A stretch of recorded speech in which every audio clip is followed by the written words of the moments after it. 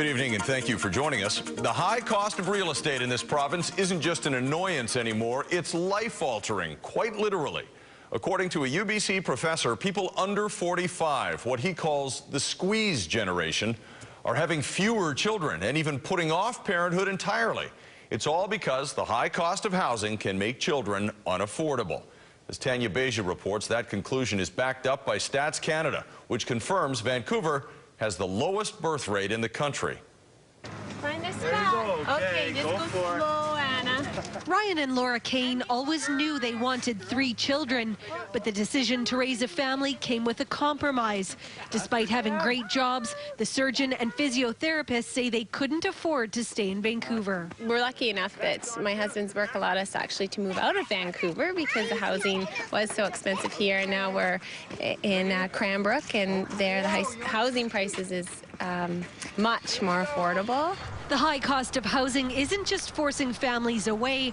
One UBC professor says those who stay behind are having fewer children or choosing to become parents later in life. You may make 6 figures and still be having a mortgage that's $600,000 for 700 square feet. And then you're thinking about, how do I have a couple of kids on my balcony?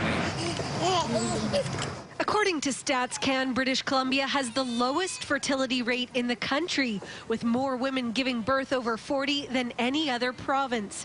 In Vancouver, they're also having fewer children than in other major Canadian cities. Despite the dramatic rise in dual-earner households, incomes are stalled for young families across the country. They've actually dipped in British Columbia.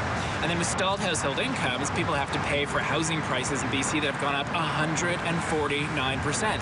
Staff at the YMCA say they see the result of that financial crunch. It varies from region to region where we offer our programs and services, but we are seeing a trend of smaller families and later starts. To help ease the struggle for generation squeeze, couples looking to balance parenthood and home ownership, the UBC professor is calling on government to invest in $10 a day daycare.